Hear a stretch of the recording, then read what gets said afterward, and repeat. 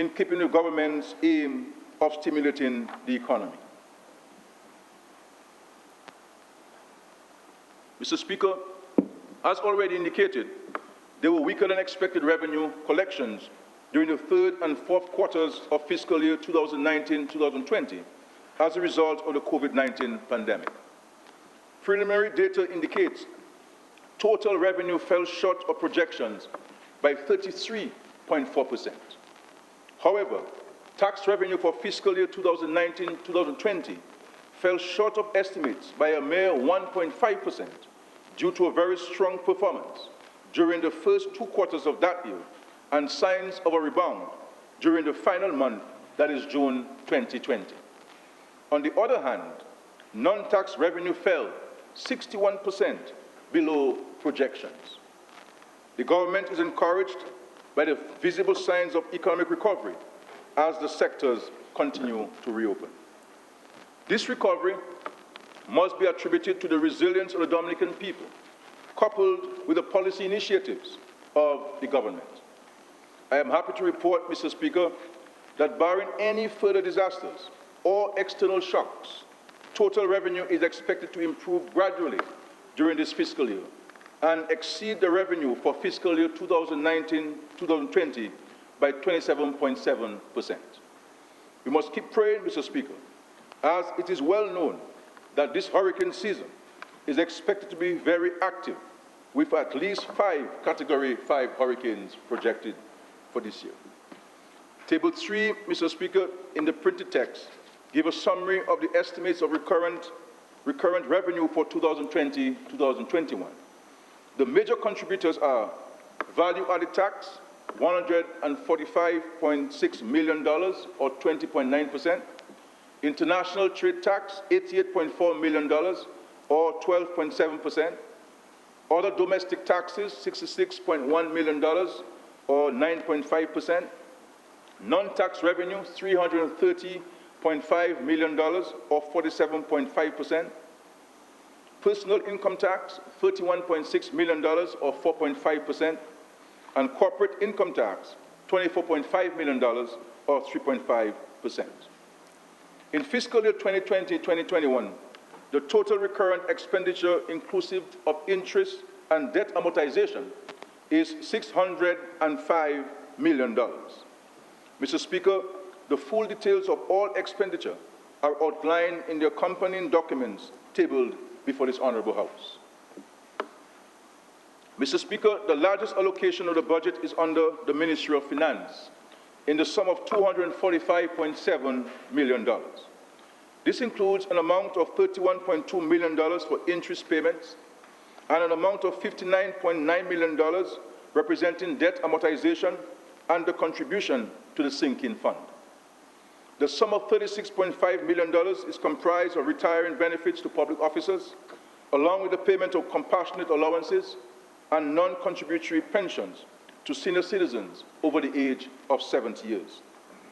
The Ministry of Education, Human Resource Planning, Vocational Training, and National Excellence will receive the second highest allocation of $74.4 million. The Ministry of Health, Wellness, and New Health Investment has been allocated $59.9 million, or 9.9% of the total recurrent budget. The Ministry of National Security and Home Affairs will receive an allocation of $53.2 million, or 8.8%. The Ministry of Public Works and the Digital Economy is allocated $52.3 million, or 8.7% of the recurrent expenditure. Mr. Speaker, a significant portion is allocated towards funding the newly installed telecommunications network to facilitate our digital transformation. The Ministry of Foreign Affairs, International Business, and Diaspora Relations has been allocated $20.5 million, or 4.4%. The Ministry of Tourism, International Transport, and Maritime Initiatives has been allocated $17.5 million, or 2.9% of the total. $13 million of this amount is allocated to marketing and improving access to Dominica. Mr. Speaker, the allocation for goods and services accounts for 39% of the total, or $238.3 million. The sum of $168.2 million, or 28% of the total, is estimated for meeting the cost of personnel emoluments. An amount of $66.83 million, or 11% of the total recurrent expenditure budget, has been set aside to meet commitments related to transfers and subsidies, while the sum estimated for retirement benefits is $36.51 million, or some 6%. Mr. Speaker, government will continue to work to maintain macroeconomic stability and create employment opportunities to ensure the livelihoods of our people. We will achieve this by building on the successes of the past.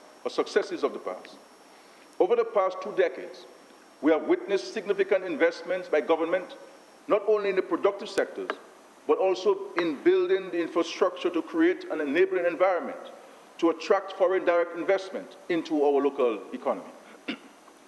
As we continue on our quest to build a dynamic Dominica, we recognize that it is imperative that we consolidate our position and pursue strategies to exploit linkages between sectors and create a niche for ourselves based on our comparative advantage. This will be achieved through the implementation of a number of strategic projects, which I will now discuss. The Public Sector Investment Program for fiscal year 2020-2021 is estimated at $427.2 million and is financed as follows. Local funds, $235.7 million, loans, $47 million, and grants, $144.5 million.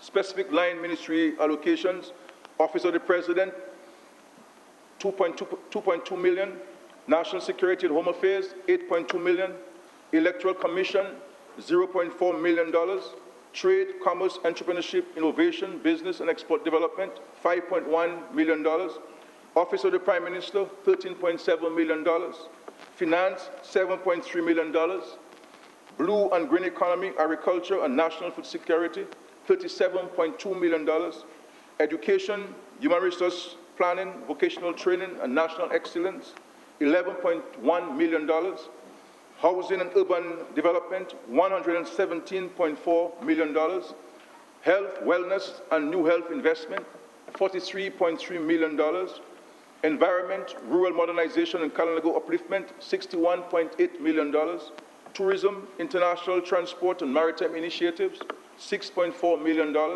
Sports, Culture and Community Development, $18.5 million, Economic Affairs, Planning, Resilience and Sustainable Development, Telecommunications and Broadcasting, $7.8 million, Public Works and the Digital Economy, $71.1 million, Cabinet Office, $3.7 million, Youth Development and Empowerment, Youth at Risk, Gender Affairs, Seniors Security and Dominicans with Disabilities, $0.9 million, Governance, Public Service Reform, Citizen Empowerment, Social Justice and Ecclesiastical Affairs, $1.2 million, making for a grand total of $427.2 million.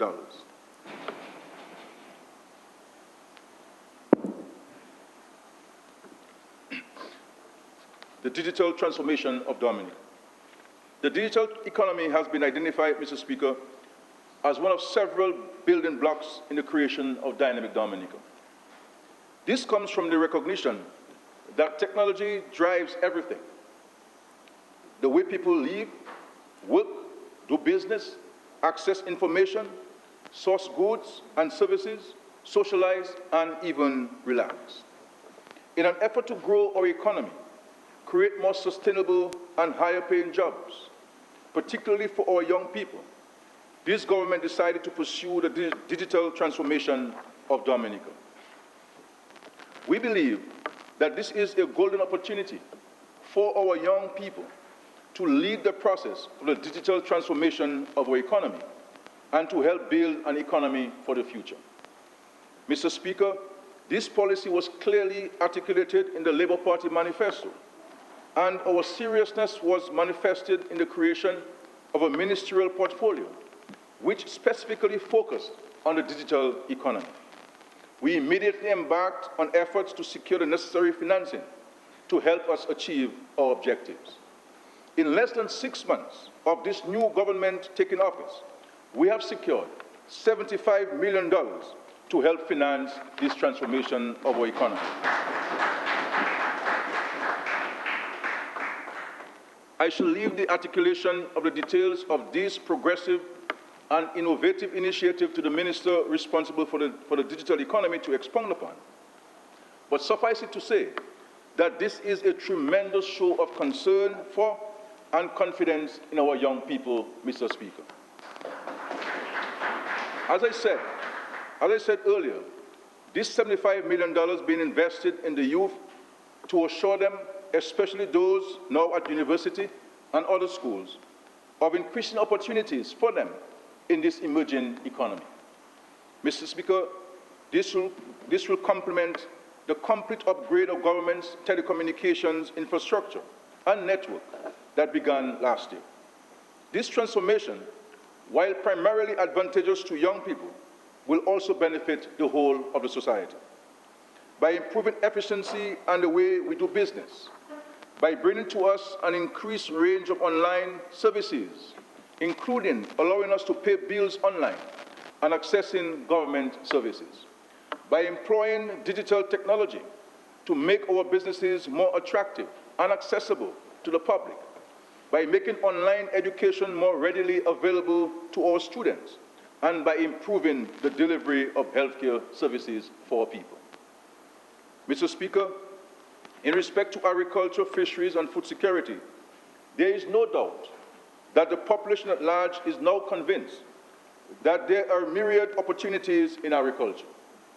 We are committed to working with our farmers and fisherfolk to ensure that this sector plays a critical role in dynamic Dominica.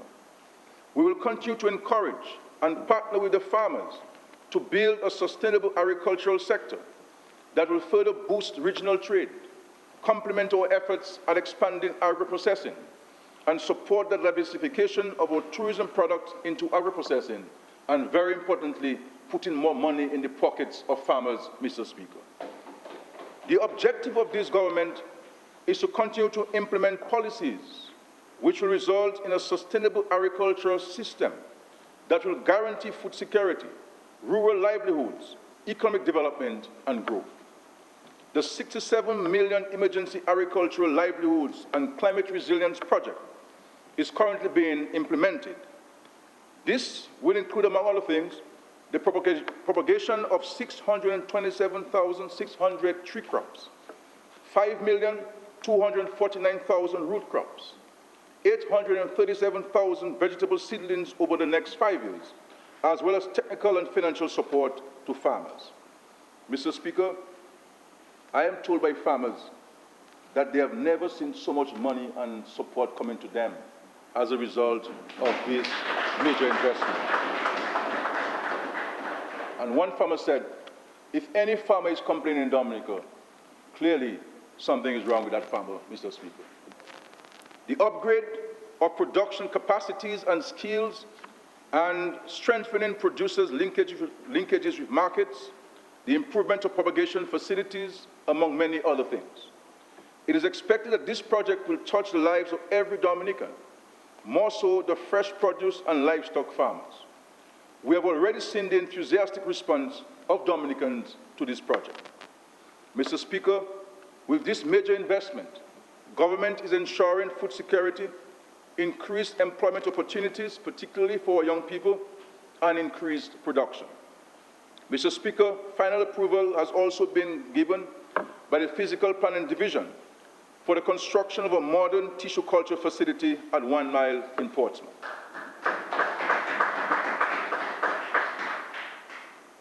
This project will be financed with a grant of $13 million from the People's Republic of China and is part of the government's efforts towards modernizing agriculture. We thank the government of the People's Republic of China and the Chinese Agricultural Technical Mission for their continued partnership and contribution to our economy. We will continue to work with farmers, Mr. Speaker, to increase production of crops, which will be used to expand agro-processing. During this fiscal year, government will undertake a number of initiatives to increase the production and processing of root crops, including the construction of agro-processing facilities, which are expected to benefit 177 farmers and 15 agro-processors. Mr. Speaker, the fisheries sector has rebounded from the destruction of Maria as a result of government's investments in that sector, which included providing support to fishers in the procurement of boats and purchase of engines. The Climate Change for Fisheries project under the Food and Agricultural Organization began in January this year. It aims to build resilience within the fisheries sector. The project is valued at $440,000 and entails training and tooling of fisherfolk to maintain sustainable livelihoods. The government of Japan has graciously agreed to rehabilitate the fisheries complexes in Roseau and Marigot at a cost of $27 million. We thank the government of Japan for the generosity and support. The rehabilitation of these facilities will result in improved food safety and facilitate us in meeting the required sanitary standards for certification. It will also improve our ice and storage capabilities. The multipurpose pack houses have made a significant improvement in the country's handling of fresh produce, enabling us to enhance the attractiveness of the produce and meet phytosanitary requirements. We will all agree that it has made a marked difference in terms of sourcing high quality and increased quantity of local goods on shelves in and out of Dominica. The multipurpose pack house processed $2.1 million of fresh produce in 2019 and EC $1.4 million in 2020 so far. This year, an additional $2.5 million has been allocated for additional works to improve and expand the operations of the pack houses. Mr. Speaker, Dominica has the ability to supply most of the fresh foods that are required for daily consumption. This includes, but is not limited to, our fruits and vegetables, root crops, meats and poultry, fish, honey, and processed goods such as cocoa, herbal teas, and pepper sauce. A vibrant agriculture and fisheries sector, providing produce to the nation, decent work and livelihoods for fishermen and fishers and farmers, and agricultural workers, while providing the country with much-needed foreign exchange, will be central to the economy and society of dynamic Dominica. Budgetary support to the sector is intended to achieve this strategic goal. Mr. Speaker, the abattoir was a gift to Dominica from the government of the Bolivarian Republic of Venezuela. It continues to have great potential in positioning Dominica to become self-sufficient in the production of poultry and pork for local consumption at affordable prices, thereby helping to reduce our food import bill. Under the World Bank project, the abattoir will be further enhanced in order to expand its capacity and be able to deliver on this objective. The government is willing to lease the abattoir to serious interests and capable private sector person or entity at a peppercorn rate for a period of 5 years in the first instance.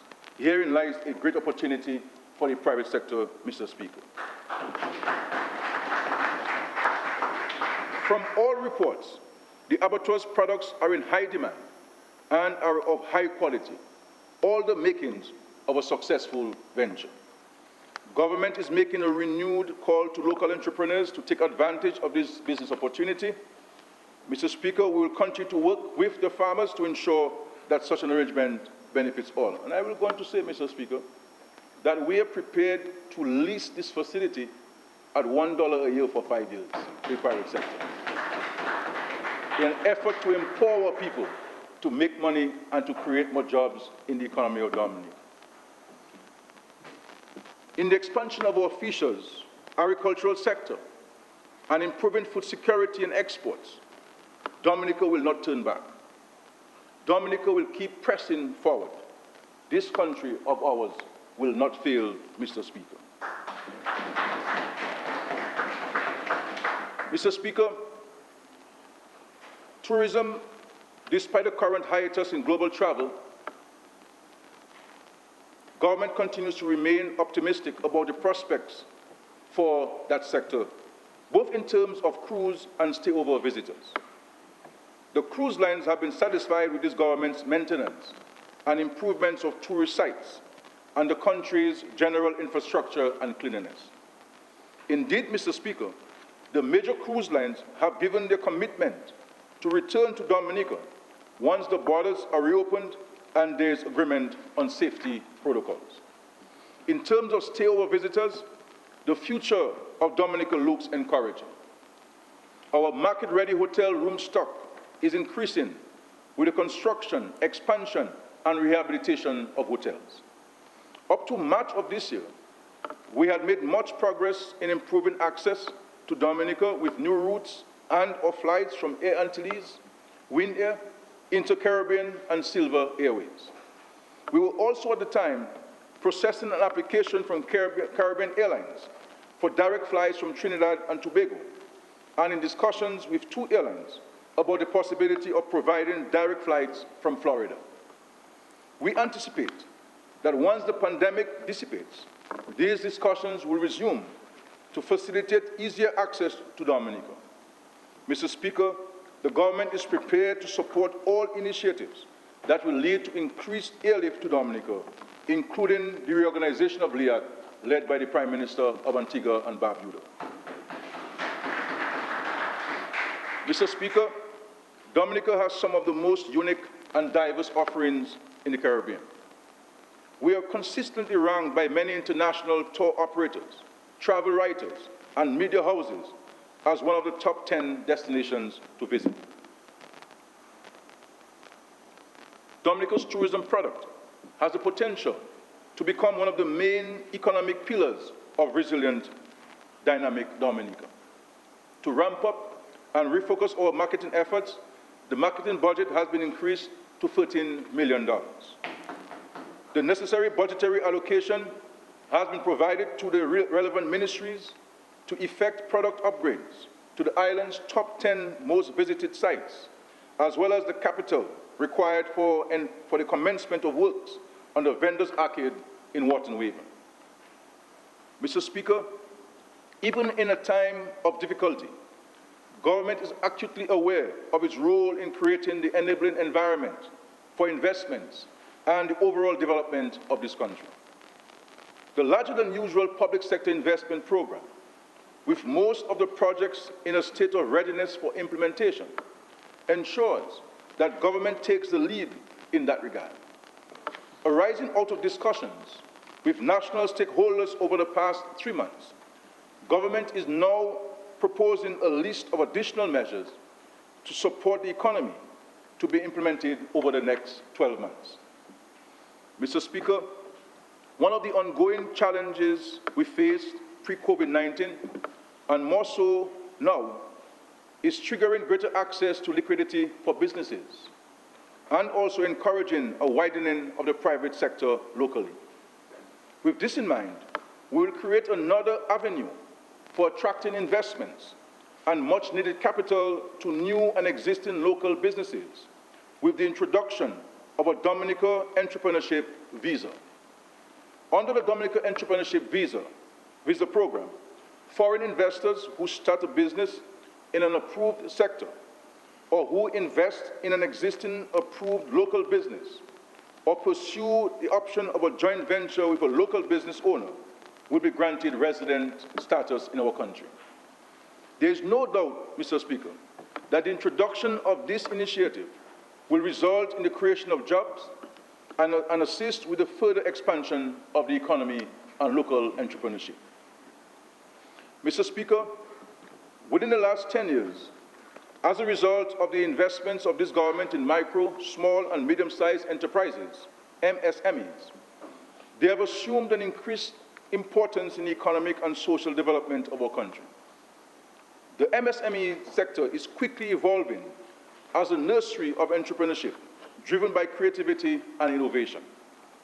Mindful of the contribution of these businesses to the economic development of our country, government, over the past 3 months, has implemented a number of measures amounting to $23.2 million to cushion the negative impact of COVID-19 on the MSMEs in our country. These measures included extension of the tax payment and filing due dates, access to a special highly concessional loan facility to assist these businesses in meeting the operational costs, and livelihood grants to the self-employed and employees who were grossly affected. To date, 799 individuals have received livelihood grants.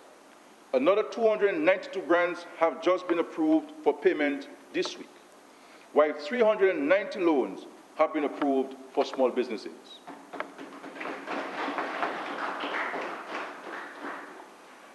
Government is cognizant of the need to continue to assist these businesses in accessing the necessary financing for the development, growth, and viability. Government will provide to the aid bank an amount of $30 million over a 3-year period for lending to micro, small, and medium-sized businesses in Dominica. These funds will be loaned at an interest rate of 1%. This is in addition to the other facilities currently available through the aid bank, Mr. Speaker. An amount of $4 million has been set aside for this fund during this fiscal year in the first instance. To benefit, persons must be in good standing with the Dominican Social Security and Inland Revenue Division. I intend on meeting a representative group of entrepreneurs and business owners as early as July 29, 2020, to hear from them on the conditions and parameters of this new exciting initiative, which will benefit all of them. Mr. Speaker, while we are on the topic of tax, I would like to assure the small businesses that government understands their concerns about having similar income tax filing requirements as medium-sized businesses. That is why we have begun the process to implement a simplified tax system for small businesses. This system will reduce the record-keeping requirements and make it much easier to file and pay your taxes. We expect to implement this new system by January 2022. Mr. Speaker, several measures have already been put in place to support our tour and taxi operators within the tourism sector in recognition of their substantial contribution to tourism. This support includes duty-free concessions on materials, equipment, and supplies to support the implementation of the new health and safety protocols, livelihood support grants to former employees and self-employed individuals, access to a COVID loan facility at highly concessionary rate of 1%, and for those who benefited from the post-Maria special facility at the aid bank, the deferment of principal and interest payment for 1 year and 6 months, respectively.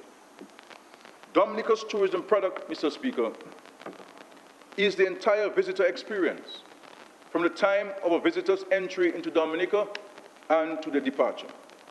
Bearing this in mind, government has decided to offer individuals and businesses whose main activity is the transportation of visitors similar concessions to those that are currently granted to farmers.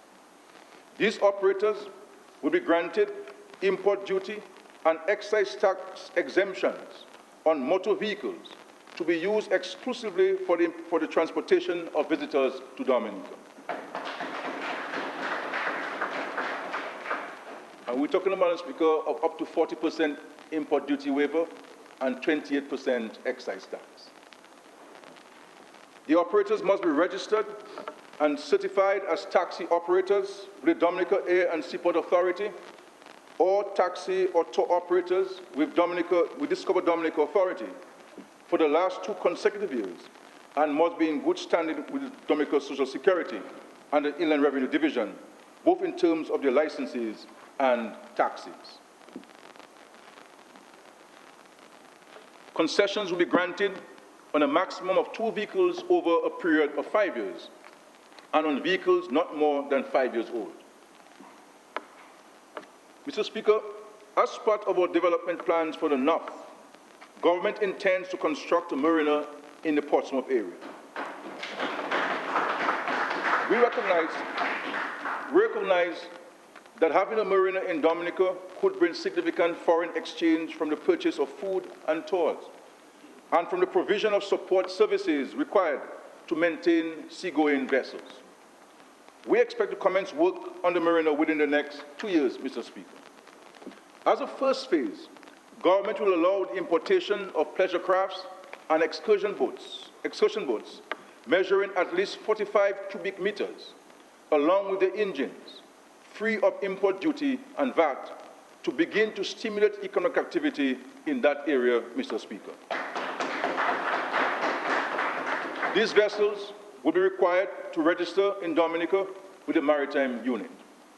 This measure is expected to attract pleasure crafts, including yachts, to anchor in Dominican waters for extended periods, facilitate non-Dominicans who own these vessels and wish to make Dominica their home, further diversify our tourism product by creating the opportunity for residents to purchase crafts for use in dive operations, and in offering sightseeing and entertainment tours to locals and visitors alike. Additionally, it is expected to create ancillary job opportunities, particularly in relation to their maintenance. This measure is to take effect from October 1, 2020. Concessions to manufacturers. The creativity and talent of Dominicans express itself in the small agro-processing and craft business using local resources. Government continues to explore export markets for local produce and products. Two critical elements in ensuring the marketability of these goods are attractive packaging and cost. To improve the competitiveness of locally produced goods, government will remove VAT and import duty on packaging and labeling materials, as well as on the equipment and machinery used in the production of goods with effect from September 1, 2020.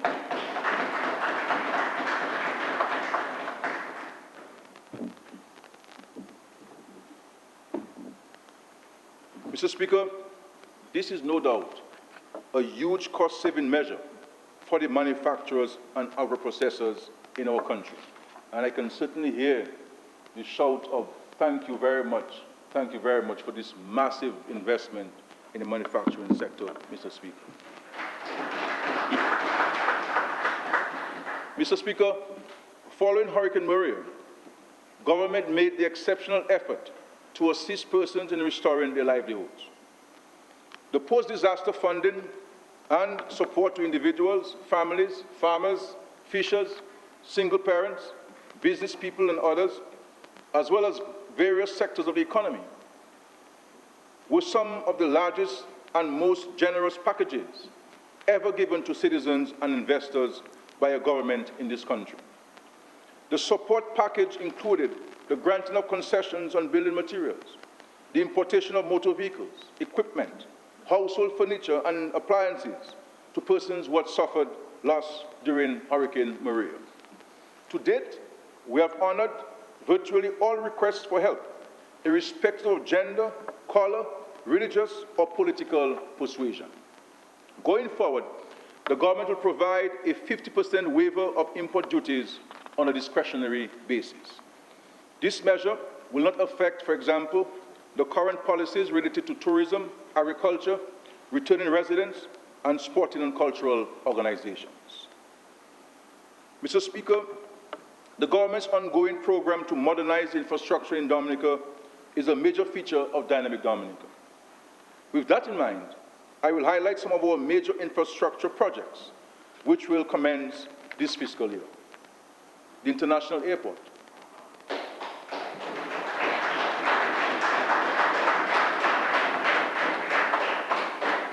Mr. Speaker, the International Airport, Mr. Speaker.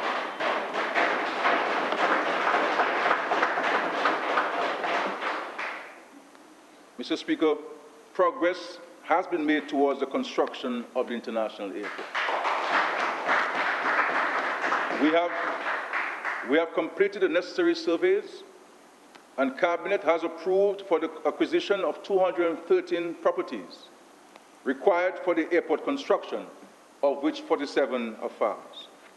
The total market value of these properties is estimated at $50.7 million. Negotiations have been completed with 25 property owners. Government will begin to make payments to the property owners and farmers in August 2020. Geotechnical surveys will be undertaken by September 2020. We want to place on record our appreciation to the government of the People's Republic of China for its commitment towards the construction of this important transformational project of government. And we are grateful to them for their solidarity and support. And how I cannot wait for this airport to begin, Mr. Speaker. And this airport will be built under this current Dominican Labour Party administration. Roseau Enhancement Project. Mr. Speaker, the capital city of our country is important to that country symbolically as a place of opportunity and as the hub of the country's economic, social, and cultural life. This government has promised the people of Dominica, more so the people of Roseau, a transformed capital city. This transformation is already taking place, starting from the banks of the Roseau River, with the construction of the Roseau River Promenade and Riverwalk. During this fiscal year, we will see the construction of a bypass running from the east to west along the southern border of the Botanic Gardens. Part of the vision of this government is to undertake the transformation of the Botanic Gardens into an oasis of safety, calm, and beauty for all to enjoy. With the construction of the bypass, we will be able to make the Botanic Gardens a pedestrian zone.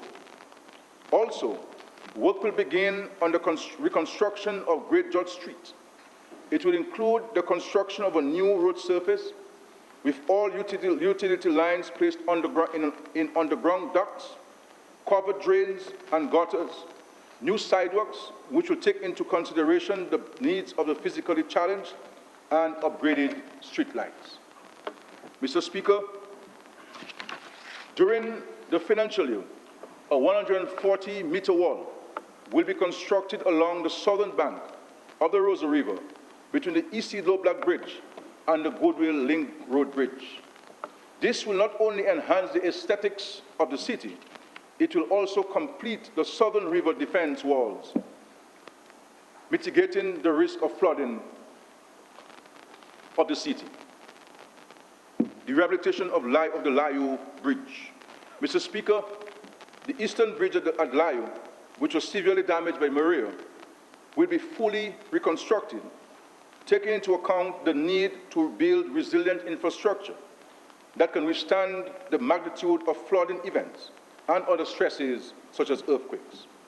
A sum of $14.9 million has been budgeted for these works, and this bridge, Mr. Speaker, will be built using the same technology that we have used on the construction of the 3 new bridges along the Eo-Libla Highway, which were recently commissioned, Mr. Speaker. Lube to Bacatil Road. Designs and cost estimates have been prepared for the construction of the section of road from Lube to Bacatil. That project is being funded by the government of the United Kingdom and will see the construction of a number of new bridges, drainage systems, road widening and straightening, and a new road surface. Due to the terrain in that area, particularly between Fontbower and Pichlen and Dubik, the cost estimates for new designs exceeded the funding available. This required that the designs be reviewed in order to arrive at an estimate which is more in line with the budgeted amount. I have been advised that the revised designs should be completed by the third quarter of the fiscal year. Northeast Road Project. A contract was awarded earlier this month for a feasibility study, as well as preparation of designs and cost estimates for improving a 36.1 kilometer span of roadway on the northeast from the St. Mary's Bridge in Hatton Garden to Borough Square in Portsmouth. This consultancy is funded by the Kuwaiti Fund for Arab Economic Development. I am pleased to announce to this Honourable House and the people of Dominica, particularly the people of the East, that a contract in the amount of $126.8 million has been awarded for the full rehabilitation of approximately 30 kilometers of roadway from Wadiab in the Emerald Pool area to Cassibruce and through the Kalnago territory onto Hatton Garden.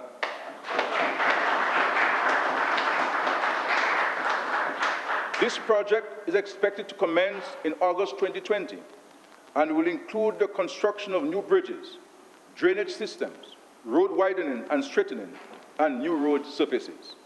I wish to point out to this Honourable House that out of the $126.8 million, $79 million will be spent in the Salibia constituency alone, member for Salibia. This investment in the road network will certainly enhance and indeed increase economic activity in the East generally, especially in the Cassibruce and Salibia constituencies. During this fiscal year, at least one road in each of the 21 constituencies has been selected for rehabilitation works under the Community Road Enhancement Project Phase 2. The overall cost of the project is estimated at $14.9 million.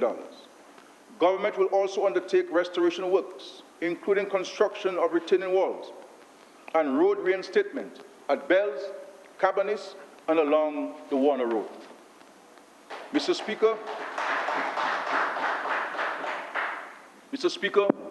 in an effort to enhance the quality of service offered to the public and to build a more robust national water system, government will focus during the fiscal year 2020-2021 on completing the upgrades of Water Area 1 and commence work on the Bacatel and Mont Prosper water supply projects, as well as Ben's intake and access road rehabilitation project.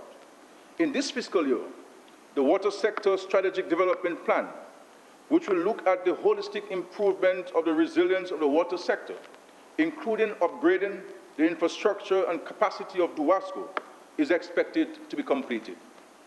This important project is funded by the Government of the United Kingdom, and we express our sincere gratitude to the United Kingdom for the extraordinary partnership demonstrated to our country, Dominica. Mr. Speaker, interventions to build resilience in the island's water systems will begin on the new Roseau Valley Water Supply Project, supply improvement to Trafalgar, Shawford, Hockaney, Copthall, Wharton Waven. The East Coast Water Project, Phase 1, supply to Mont John and River Syrique from Grand Fond. The West Coast Water Project, where Portsmouth and Salisbury water supply will be augmented, the Cassibruce water supply, and the Calibishi water supply. Works are also expected to commence on a PV-powered backup water supply system for Roseau Central and PV systems for Tetmon and Jimit water pump stations. These systems are being facilitated by the Caribbean Community Climate Change Center, utilizing funding pledged by the Italian government. Mr. Speaker, once this project is completed, we should see vast improvements in the resilience of the water systems, thereby resulting in a more reliable water supply. Mr. Speaker, the government views sports development as a key component of our development agenda. Sports has been touted as critical in the development of our youth, as it instills in them a strong sense of discipline, builds character, confidence, and contributes to their general well-being. In fiscal year 2020-2021, an amount of $2.5 million has been allocated for the construction of the multi-purpose sports complex at Stock Farm, which will include indoor and outdoor courts, an Olympic-sized swimming pool, and tennis courts, and be outfitted with essential amenities to include showers, locker rooms, and the like. Work is expected to commence by the second quarter of this fiscal year. In addition, Mr. Speaker, there are a number of playing fields and hard courts which will be rehabilitated during the fiscal year, including the completion of the Reuben Blackmore Marsac hard court.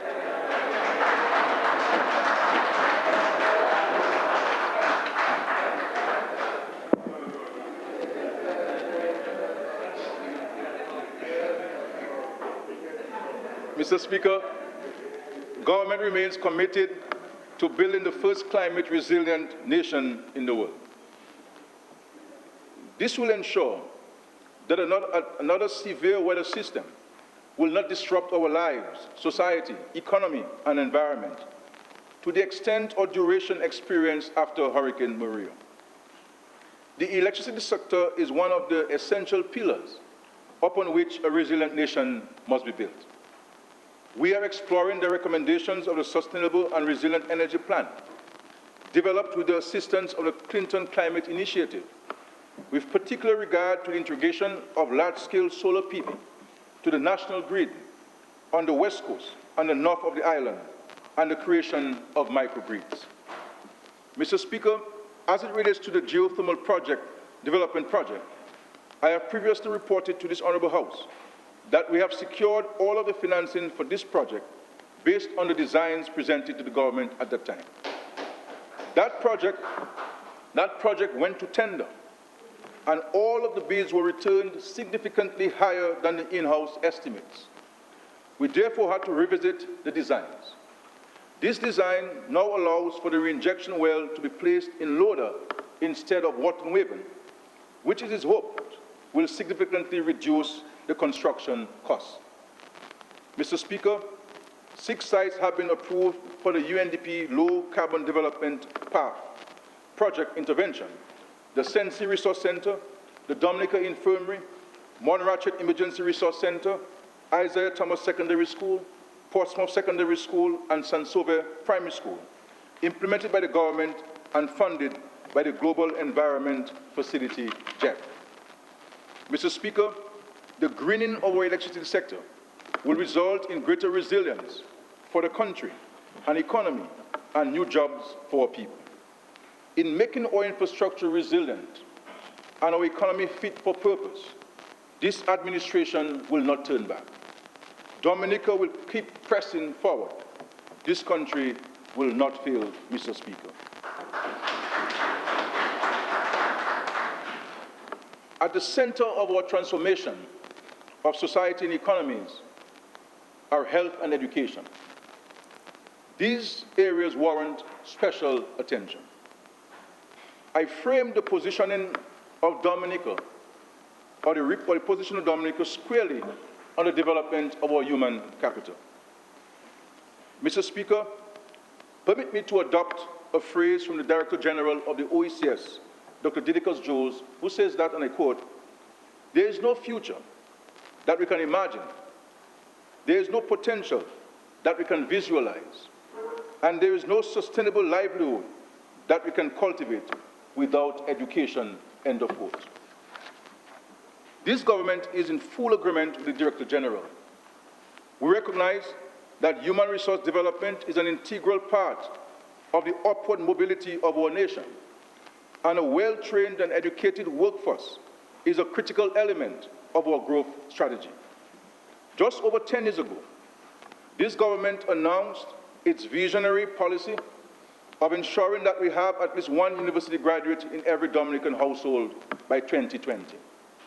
Since then, we have worked without ceasing to provide support and facilitate the education of thousands of our young people. Over the years, this government has provided significant support to facilitate the attendance of our students at school, improving physical infrastructure, providing transportation to and from school, providing uniforms, shoes, and textbooks, and the school transfer grants. We have achieved universal primary, secondary, and tertiary education with the decision last year to make tuition at the Dominica State College free.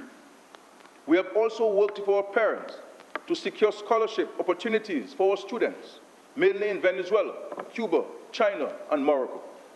Thousands of our young Dominicans have been trained in numerous disciplines, some of which include business studies, ICT, medicine, psychology, natural sciences, agriculture, hospitality and tourism, law, engineering, aviation, and the arts. Many of them have gone on to further their studies, earning master's and doctoral degrees. The training of our citizens is a principal key to the path of transformation. Many of our scholarship recipients are now employed throughout the public service and private sector, with many creating jobs for themselves and others.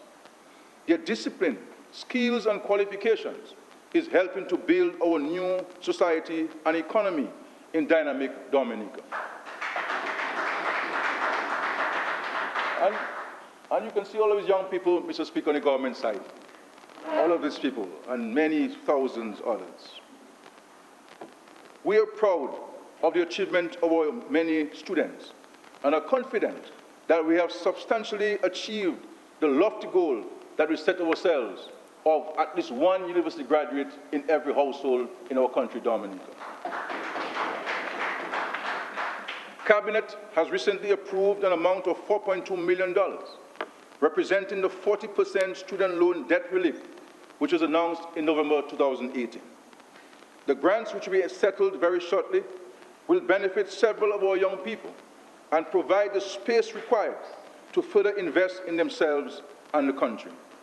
And just imagine, you have a loan of $100,000, the government is giving you $40,000 of that because you won't have to pay it back. And my admonition to our young people is to invest this money, buy a piece of land, and contribute towards the construction of your home. Invest in it to create wealth for yourself and for your family. Do not waste it. That's my sincere advice.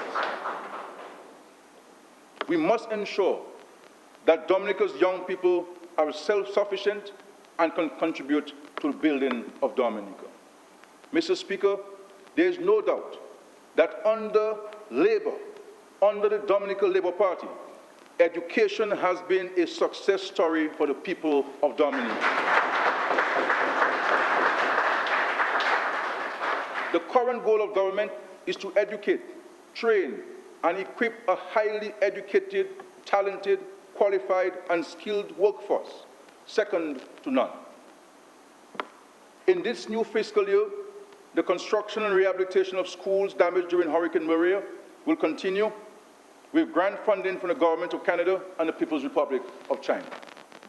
There is a commitment by the Government of Canada to rehabilitate 5 schools, of which the Salisbury Primary School has been completed.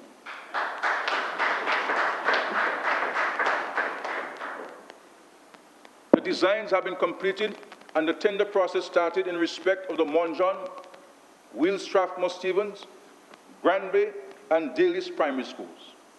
In keeping with our commitment to focus on education from cradle to grave, all the schools listed above will, on completion, boast of having early childhood education units. Work on these schools are expected to begin by September 2020. Mr. Speaker, the government of the People's Republic of China is committed to construct the Calibishi, Tibo, Tetmon Primary Schools, and Goodwill Secondary School, and extend the Belbishope and Sineku Primary Schools. To effect the commencement of these projects, letters of exchange were signed between representatives of the Government of Dominica and the Government of the People's Republic of China on May 20, 2020. Reclassification and modernization of the public service. At this stage of our development, it is critical that we have a public service that reflects our new realities. To achieve this, we are embarking on a comprehensive reclassification and modernization of the public service program, which will focus on the reform of existing structures and management of personnel, the overhauling of procedures, increasing efficiency through expanded use of technology, and improving our delivery of services to the public. It will also focus, in particular, on improving benefits to public officers.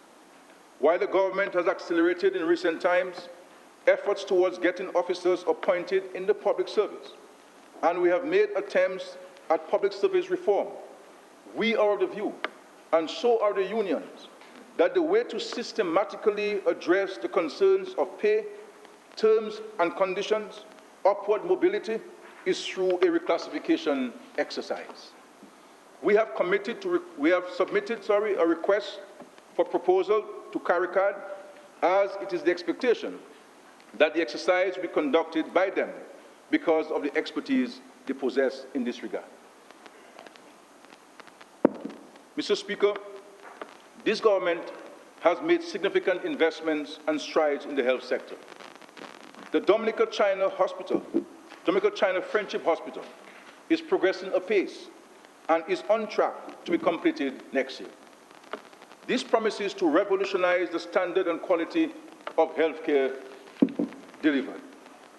In preparation for this, the government, through the National Health Commission, has embarked on an ambitious health sector reform program that includes an autonomous model of governance that will lead to the establishment of the Hospital Management Authority. There will be a complete overhaul of how the hospital functions, which will include, among other things, a focus on accountability and transparency, the creation of a management authority with powers and responsibilities set out in an Act of Parliament with subsidiary legislation and rules, creation of a board of management to provide policy direction and leadership, recruitment of a chief executive officer with the requisite decision-making capacity, qualifications, experience, and competencies. Mr. Speaker, it is important to note that the hospital is not being privatized and will never be privatized under this government, but will remain a public health facility with a new governance management structure that will give greater focus to the improvement of the delivery of health care in an efficient and cost-effective manner. I wish to place in the records of this Honourable House the government's gratitude to the Health Commission, chaired by Dr. Dorian Shillingford. We want to thank them most graciously. Mr. Speaker, 4 of the modern, resilient health centres promised in last year's budget have been completed. In Vickers, Portsmouth, Marigot, and Belvis-Chopin. Mao and Wesley will be completed in August 2020. Bacatel and Penville in September 2020. And Ansdime has commenced. Collyho, Soufriere, and Newtown are expected to commence in September, having finalized all the outstanding land issues. Further, under the Pan-American Health Organization Smart Facility Initiative, funded by the United Kingdom, our health facilities are being transformed into safe and green centers, capable of functioning independently for at least 15 days after a disaster. In our plan, even if communities are temporarily cut off after disaster, each community will continue to be able to deliver quality health care in a functioning facility.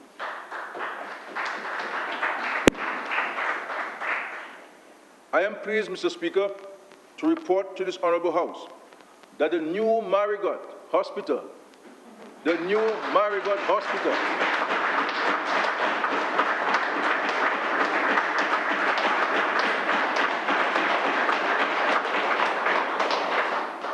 which naysayers doubted would ever be built, is progressing at a quick and fast and muy rapido pace.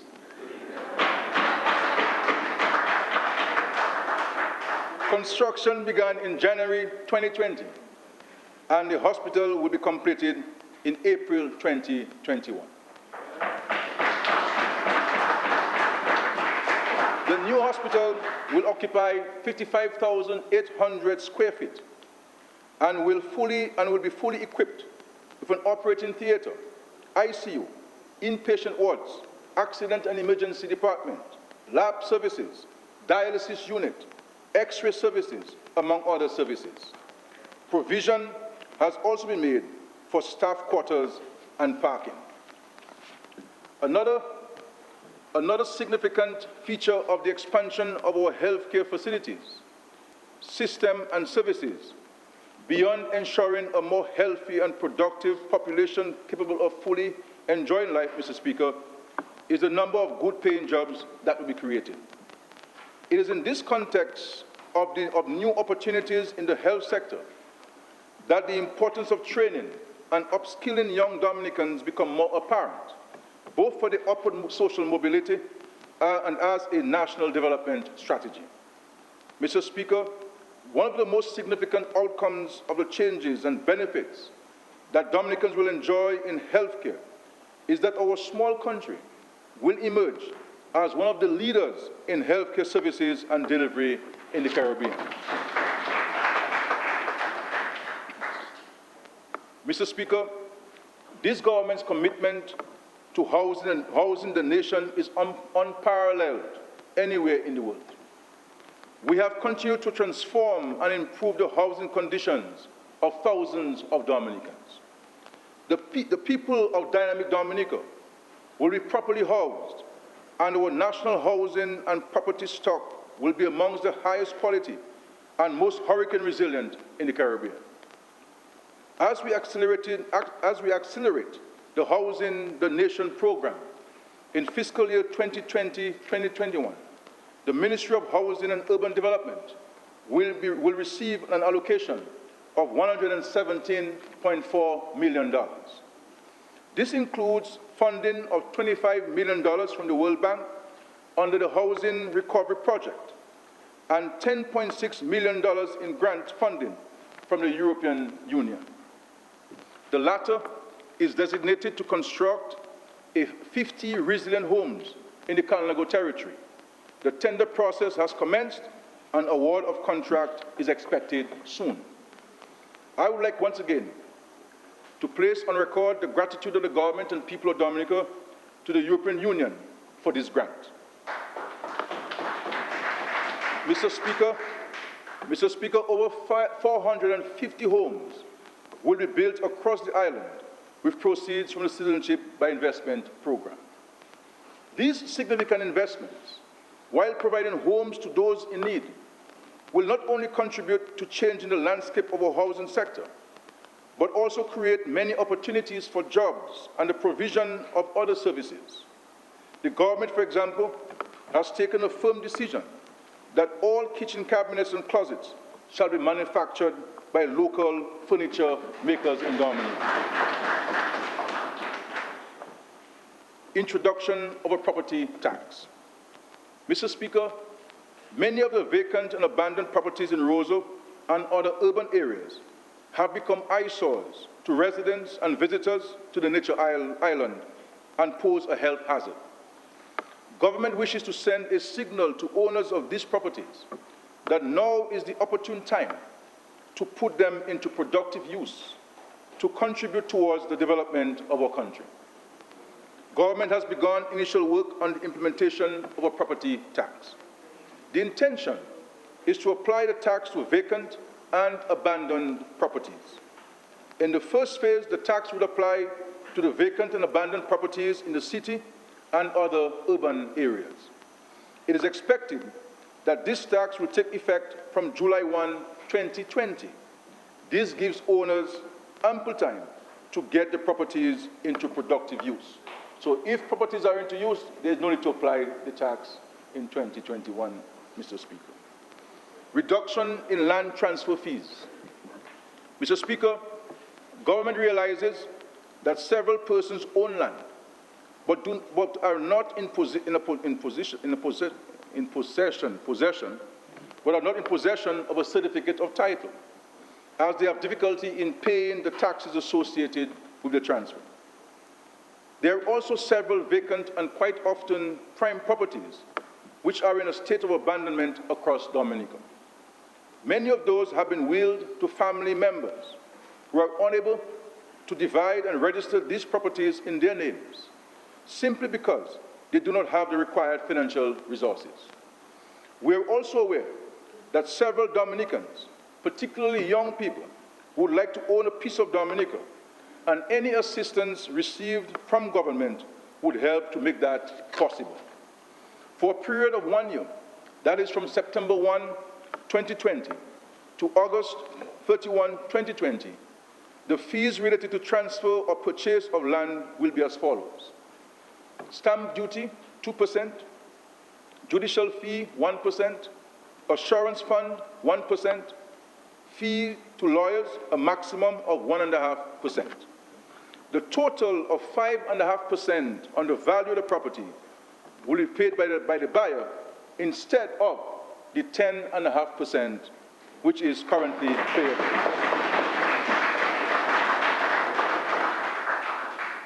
This, Mr. Speaker, will result in a 48% reduction in fees associated with land transfer for the buyer or receiver. The fee payable by the seller of these properties will remain at 2.5%. We urge our citizens here and abroad to take advantage of the temporary reduction of these rates. Additional staff will be reassigned to the registry as needed to facilitate quicker processing of these titles. We expect these provisions to provide greater opportunity for property ownership and formalization of that ownership.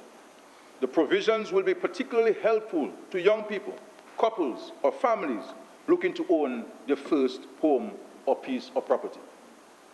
Grants to first-time home builders. We have received again this year, Mr. Speaker, the recommendation to reduce import duties on building materials. As indicated on numerous occasions, based on Dominica's experience, this measure does not result in the desired outcome of an equivalent reduction in the prices of these materials. Notwithstanding government's expansive housing program, we are cognizant of the fact that we must create the environment to encourage people to build their own homes. We have more than doubled the mortgage interest deductions allowable for income tax, have made funds available at the Government Housing Loan Board and at the Aid Bank for access by public officers and citizens in general. Government is going further this year and is providing for a temporary reduction in the fees related to the transfer of land. It is our desire that everyone, particularly our young people, will take advantage of the opportunity during this very favorable period to invest in the purchase of properties and construction of their homes.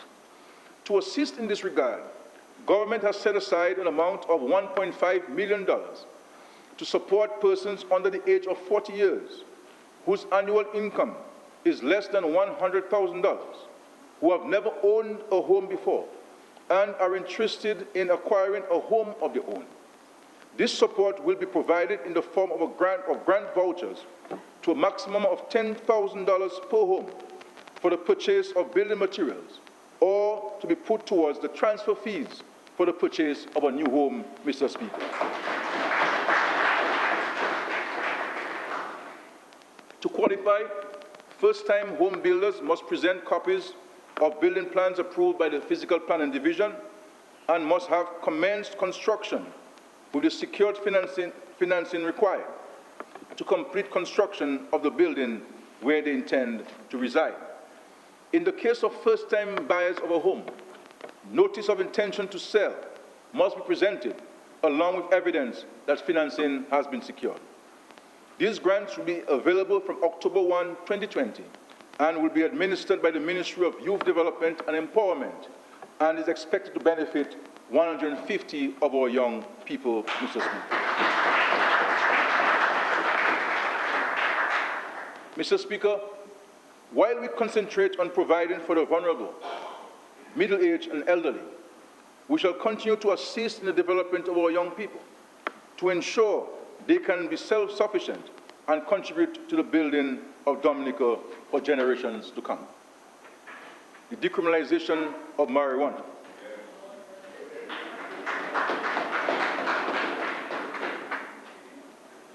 Mr. Speaker, there has been a global thrust in recent times to decriminalize certain aspects of marijuana possession, growth, and ownership in recent years. Mr. Speaker, I see you smiling on this. This challenges views on the use of cannabis and policies which align with emerging scientific research. In my address to this Honorable House last year, I indicated that, and I quote, "We are of the view, however, that in all the circumstances, particularly having regard to the empirical data and the growing international importance of medical marijuana and the world trend of decriminalization of marijuana for medical, religious, and recreational use, that the government should bring to the Parliament for consideration legislation to decriminalize the possession of marijuana, end of quote. In our dynamic Dominica manifesto, there was also a pledge to expunge the criminal records of all persons previously convicted for possessing a spliff or small quantities of marijuana that were clearly not for sale or trafficking, and to halt prosecutions of persons found in possession of 1 ounce or less of marijuana for personal use. A draft of the Drugs Prevention of Misuse Amendment very soon at the next sitting, Mr. Speaker. Amendment Bill 2020 is before the Cabinet and will be presented to the Parliament. It will provide, among other things, for the decriminalization of possession of 28 grams of marijuana or less. The government will forge ahead on the matter of developing a revenue stream and foreign exchange earnings from the marijuana industry, and will report further on this aspect of the policy in due course.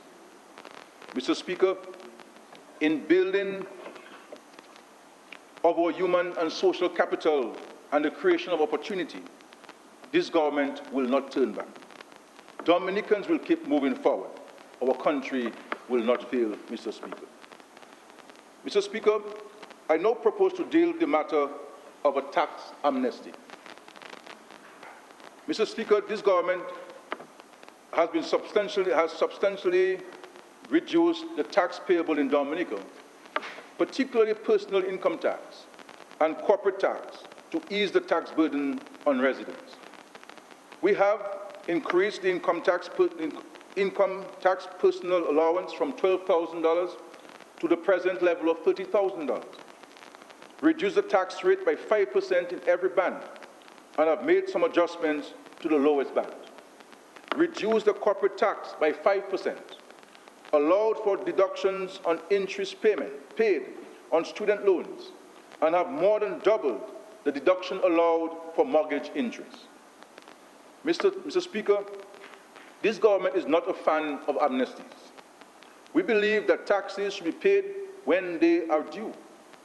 We applaud all Dominicans who are diligent and who continuously pay their taxes and do so on time.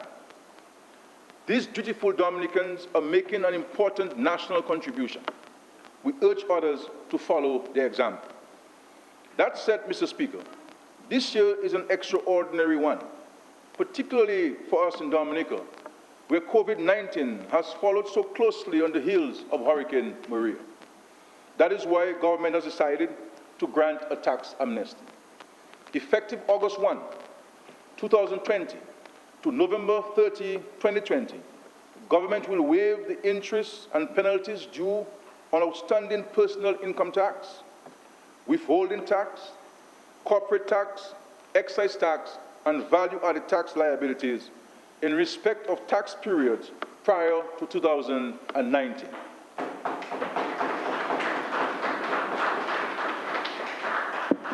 These waivers will only apply if all the principal taxes owed for the respective tax types are paid between August 1, 2020 and November 30, 2020. As I close, Mr. Speaker, I wish to thank the many countries, partners, agencies, friends who have stood with us, particularly through our darkest hours, and who have continued to provide assistance to us, and who have agreed to work with us on this journey to become resilient. We could not achieve as much as we did without your valued support. I thank all of the public officers who have worked long hours, toiling in the vineyard to ensure that our plans and policies were implemented. I single out our new Financial Secretary, Ms. Dennis Edwards. I wish to thank all my colleagues for your continued diligence, hard work, and commitment to our country. I can say to the country that you are an exceptional group of men and women, and the country is certainly grateful for your contribution. Special thanks to the prayer warriors who continue to pray for the country government, and for me personally. We thank you and keep praying. And so, Mr. Speaker, as we go forward, as a united nation, and in this period of uncertainty, we appreciate now more than ever that our strongest currency is faith. We have once again shown to the world our resilience, and together we will meet the next challenge with the same vigor as before. History has repeatedly taught us that the Dominican spirit always rises. Our development agenda remains on track, and we are well on our way to delivering the promise of a dynamic Dominica. Mr. Speaker, members of this Honorable House, good people of Dominica, when I accepted the honor and responsibility of leading this country, I could not have imagined the challenging times through which I would be called to lead.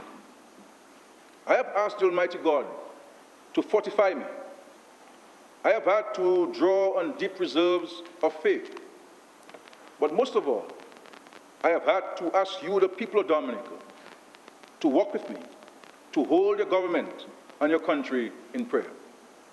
Today, I ask the country to let us stand on our faith as God-fearing people. This is a budget of faith. Faith that it is the right package for these testing times. Faith that the people of Dominica are resilient enough to fight through adversity until they see their way clear. Faith that the government will stick to the task. Faith that the Almighty God is holding us in His hand. Resting on my faith, I can join with the psalmist David in saying, and I quote, "Be still before the Lord and wait patiently for Him. I have never seen the righteous forsaken or their children beg for bread," end quote. Throughout the Bible, when His people have needed Him, we have seen the hand of God mighty to save. Mr. Speaker, the country must keep faith with the government, and the government and country must keep faith with our God. In good and in lean times, in creating dynamic Dominica, this administration will not turn back. This Prime Minister will not tire. Dominica will keep pressing forward. Dominica will keep moving upward. This country will not fail. Its people will not falter. This country will prosper. The people of Dominica will succeed. Mr. Speaker, I believe it. In this Honorable House, I decree it, Mr. Speaker. With God, this team, and this country by my side, I will work towards it. Chebe Dominic 4. Mr. Speaker, I am obliged to you, and I want to thank the country for its graciousness. This is our country, to build, to nurture, and we must ask not what our country can give to us, but what we can do for our country, to quote the late President of the United States of America. This is our challenge, to decide where do we stand. Do we stand with Dominica, or do we stand in a constructive way, or do we stand on the destructive side to undermine the opportunities and the good fortune that the good Lord continues to provide to our country? Because it is written, it is not what you say, but what you do. And what will be your response to this question? What have you done to the least of my brothers and sisters on earth? Thank you very much, Mr. Speaker. Thank you.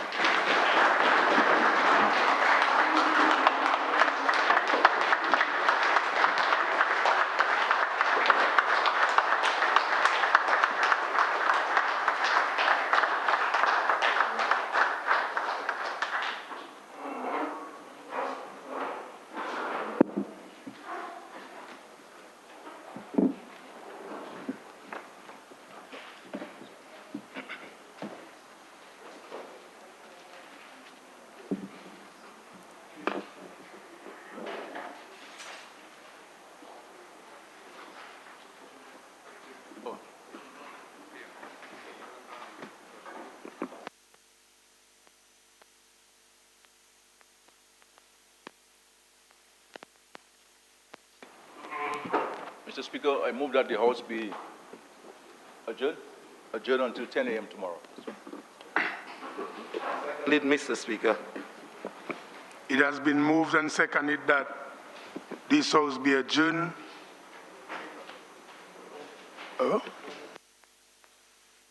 It has been moved and seconded that this House be adjourned at 10 o'clock, Wednesday, 29th July, 2020. Those in favor? Aye. Those against? The ayes have it. This House stands adjourned at 10 a.m. Wednesday, 29 July 2020.